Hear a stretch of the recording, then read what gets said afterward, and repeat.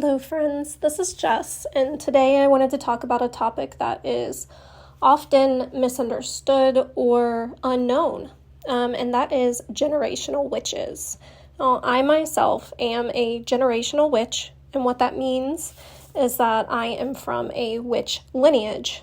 So a generational witch is someone who has habitually reincarnated as some sort of magical being. That could be an oracle, that could be a psychic, a tarot card reader, or a witch from their very first incarnation. So their very first time on this earth, they came in as a being with higher awareness and powers, pretty much natural abilities that were beyond what other beings in that time period carried. Usually, generational witches are born into the same family line over and over, and that leaves a long lineage of witches. So anyone can become a witch. Anyone can choose to become a nature witch or a dark witch, a light witch, all the names, all the new modern stuff that people have come up with that want to do witchcraft or identify as a witch in that way. But a generational witch is set apart because it's not something you can identify as. It is something that you are. You are born as a generational witch. You can't decide to become one. So how do you know? How do you know if you are a generational witch? Because a lot of people don't know. Just because you're a generational witch doesn't mean you even identify as a witch. I myself don't identify as a witch. I know how to craft. I know how to read tarot. I understand I have a stronger ability to manifest than most, but I don't identify as a witch. And a lot of you out there who are generational witches probably don't have any idea whatsoever. So I'm going to go ahead and give you 9 reasons, or not reasons, 9 things that you can look at, signals, signs, facts about generational witches so that you can tell if you are one. And I'm going to start with the easiest ones first. Now, these ones, for generational witches, usually you've gone through several incarnations where you've been persecuted for your abilities. And it's ingrained in generational witches not to expose themselves. So a lot of these patterns have evolved into being from that deep imprint of being punished for exposure. So we're going to start with those first because they're pretty much the easiest ones. So number 1 is going to be your hair color and or eye color change naturally depending on your mood or how your life is going. So say you're entering a new cycle, you're feeling different, your mood is improving, or you're surrounded by toxicity and you're actually devolving and you're not doing so well, your hair and eyes may actually change colors. We're not talking about box dye or contacts here. We're talking about naturally those things start shifting. Your eyes become a different shade of green. Your hair starts developing an auburn hue to it, depending on your mood, depending on your phase in life. This is a sign of a generational witch. Number 2 is you look different in pictures. So you can have a picture taken of you 1 hour and it looks one way. 3 hours later, you have another picture taken and it looks like a totally different person. In fact, in most pictures, you look totally different. You look at pictures of when you were young and no one can tell that's you when you were young. They're like, oh, really, that's you? But you had blonde hair or you had curly hair and now your hair is straight as an ironing board. Those changes and those shifts is imprinted in you to keep you from being exposed, to keep people from being able to ID you easily. Again, this is something that has imprinted on your soul through lifetimes and lifetimes of persecution and exposure. Number 3 goes right along with that. You were not an outgoing child. So people who openly identify themselves as a witch or, actually want to be a witch are usually not generational witches. People who wanted to be popular or wanted to lead in the school play or wanted to be part of the cheerleading squad or wanted to be part of the popular kids, they're probably not generational witches. Generational witches like to stay in the shadows. We like to stay obscure. We don't want to bring attention to ourselves. We're the quiet child, the shy child, the one who the teacher had to harass to answer a question, the one who played sick on days they had to present a project in front of the class. Those children are more than likely the ones that were generational witches. Also, as you grow up, you may notice that your focus is a lot different than other people's. While other people are worried about making a bunch of money or moving to a penthouse in the city, you're more like, I'd really like to live in a cottage away from all of you people. You're probably a generational witch.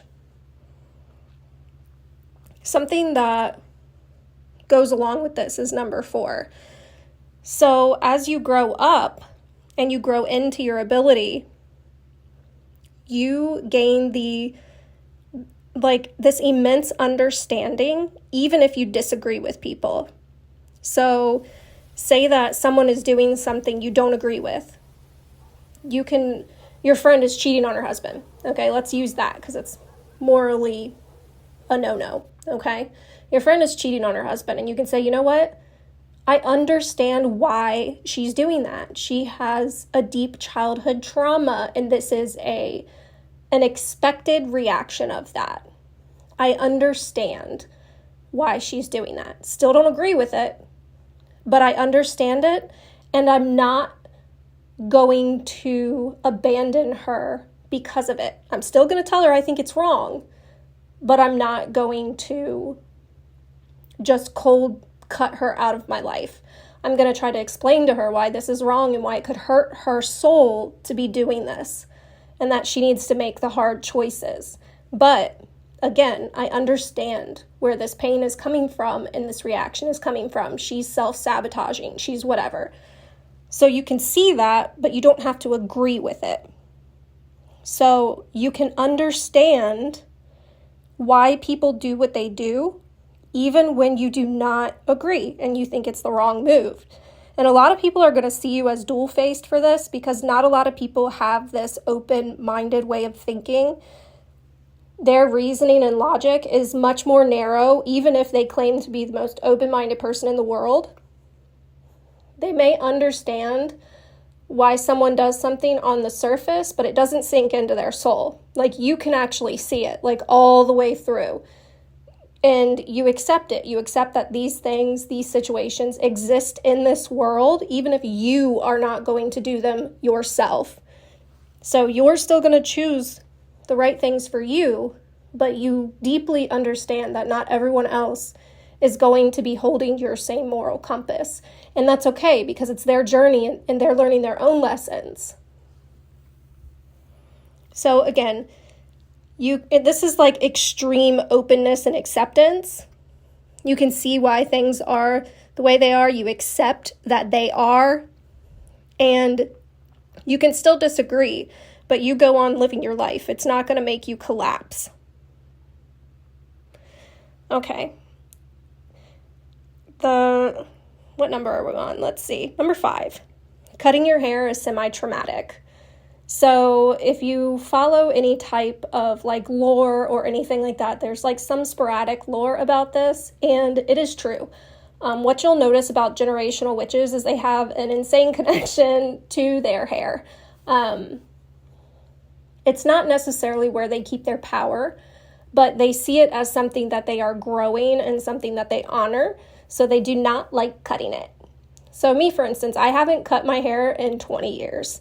Not even a trim. I just cannot do it. I finally just accepted it one day and said, you know what? This hurts my feelings. I'm never happy when I do this. So I'm just going to rock my split ends because this is not good for me and I'm not going to do it. So if you have a a trauma response to cutting your hair, you may be a generational witch. All right, so these ones are going to be more, I guess, physical representation. So these are things that like happen in real life. So number 6 is you disrupt electronics.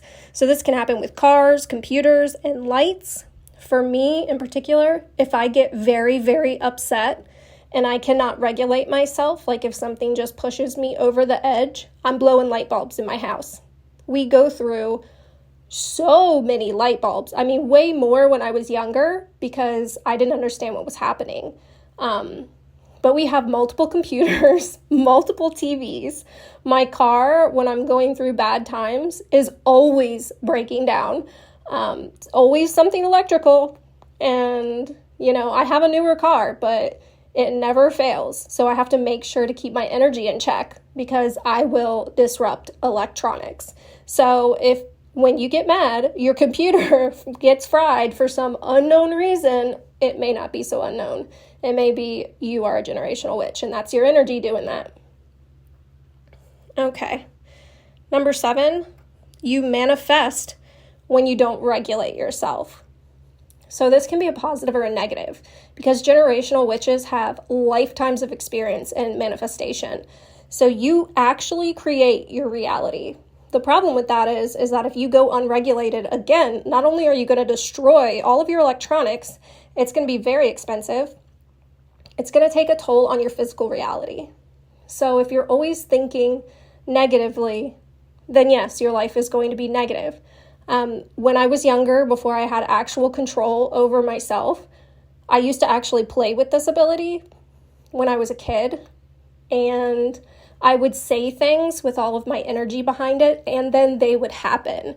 And I scared the crap out of my mother with that because she is not a generational witch. The generational witch was actually my grandmother. But my mother was pretty much terrified of me because of this ability. And I didn't have I didn't show it off to my friends, but I thought that, my family was safe. So I would say something in front of my mom. One time we were at a NASCAR race. And I'm not interested in that. No offense to anyone who is. But my mom was very big NASCAR fan. So we were sitting there and I was falling asleep because I was drained. There were too many people there. I was trying to push off all their energy, shield myself, and that's very draining. So I started falling asleep, and she got angry with me, and she said, I paid good money for these seats. You need to stay awake and watch the race. And I said, oh, no, I'm not worried about it. The only interesting part of these things are the accidents, and there's going to be an accident the 6th to last lap. It's going to be a blue car, and it's going to be right in front of us. So wake me up when that's going to happen. Needless to say, that exact thing happened. A blue car, 6th to last lap, wrecked right in front of our seats. And my mother, when it happened, just looked at me with her mouth wide and said, "You are not sleeping in the room with us tonight." So that's just an example of some things that can happen if you don't recognize your own manifestation powers. I've had other instances where that's happened too. Some are the more dramatic moments of my life. So I always now, as a 40-something-year-old adult, try to remember that my words carry far more power than most people's, especially if I put my energy behind them. And that is the key. Yes, you can make jokes. Yes, you can be funny. Make sure you're not putting your energy behind it, because if you do, you may manifest that. So be careful. All right. Let's see. We're on number 8. You attract people and non-humans. So again, this is something that you have to watch your energy for. People are going to walk up to you, complete strangers, and want to tell you their entire life story. Everyone is your friend, even if you're not looking for friends. And demons and other non-human entities will be attracted to you. You are like a lighthouse. So if you notice that you always have paranormal activity around you, and even when you shy away from the big group just comes your direction, you may be a generational witch. And the last one is one that has to do with persecution. Again, if you are a generational witch, you've probably had several lifetimes where you've been persecuted for your abilities. You've been demonized. You've been crucified. There's just no end to what you faced, and that can make you develop a strong opposition to religious structure. Does not mean that you don't believe in a higher power. In fact, most generational witches are fully aware that there is a higher power. Most of them are strongly attracted to God as a spiritual being, not through the church. They are no to that. They are, nope, churches are corrupt. Churches are, capitalizing on the connection with God. Churches are bad, God is good, or whatever higher power you feel drawn to. And again, this is because these are the systems that oppressed you. These are the systems that attacked you. These are the systems that have harmed you. So of course you don't like them. Of course you're saying like, nope, actually these aren't good for people and I don't like them. That's totally okay. I myself am actually a minister. I have my own church, and because I'm not following anybody else's. And that's what I teach. That's what I preach about, is you actually don't need me. You don't need a church. You don't even need the Bible, honestly. And I know that's going to be like very, very offensive to some people, and that's okay. I don't mind that at all. But you really don't, because at the end of the day, the Bible is something that man has put his hand in. And most of the time, if man gets involved, it's not for you, it's for them. So the books that were removed from the Bible, the words that were translated in a favorable way to who was translating them, that's all done on purpose, and that's part of the corruption of man, which Jesus warned about, God warned about. This isn't like new news. If you actually like read what was left in the Bible and what was taken out, then you'll realize it pretty quickly that Jesus and God both warned about the church. So just an extra like thing to tell you, like, don't feel guilty if that's your stance. That's okay. Just because you're against religious structure in that way doesn't mean that you're a terrible person or you're going to hell. You're probably not. So, unless you do other terrible things, and then maybe you are, I don't know. But we'll see. I believe in reincarnation, so you'll just come back into a life that's going to teach you the lessons you need to relearn to be a better person. So, that's what I got for you guys. If you've discovered through this that you are a generational witch, go ahead and drop me a comment, because, hey, we're soul family. Again, generational witches are usually born into witch lineages, and we're all related, kind of. So we're from the same soul family, even if we're not from the same bloodline. So if you have figured out that you are a generational witch, go ahead and drop a comment down there, say hi. And if you're any other type of witch, say hi too. Tell me what kind of witch you are, because I'm not up on all the different types of witches. I only know, a couple of them just from research, or I've met a few in my limited travels. All right, guys, I hope everyone has a great week, a great day, a great year, a great everything. And we'll talk again soon.